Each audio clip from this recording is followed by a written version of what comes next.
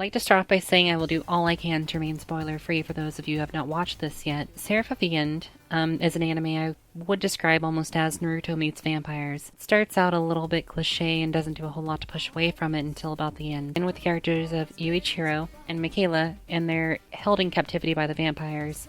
The vampires have killed off all of the humans over the age of 13, and they've enslaved the younger humans to live as livestock. However, after a tragic series of events, Yuichiro finds himself outside of the vampire's grasp and in the hands of an elite vampire hunting guild. This anime finds a way to get in its typical Japanese high school setting through classes they have to take to become vampire hunters. They dive a bit into the bureaucracy of each military group, but it just kind of sits in the background for most part. This show, however, starts to really pick up once the top members of the class, who end up being our main characters, must pass a test to gain their weapons. We learn a bit more about how each main character goes through different things, and they have to get their demon sword.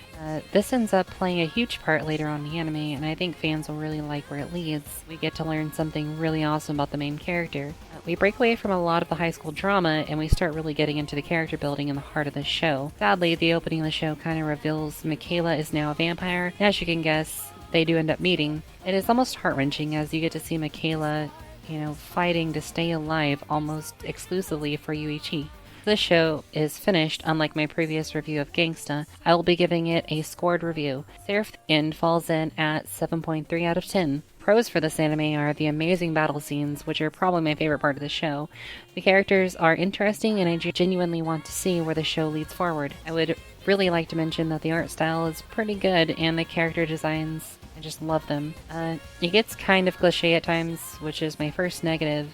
And it gets to the point where you kind of can guess what's going to happen. It gets the tedious, I don't like you, okay, now we're friends, out of a lot of the characters, which just, it's annoying for me. And the main female character ends up being your typical, it's not like I meant to fall in love with you character, and that's just not my favorite thing ever.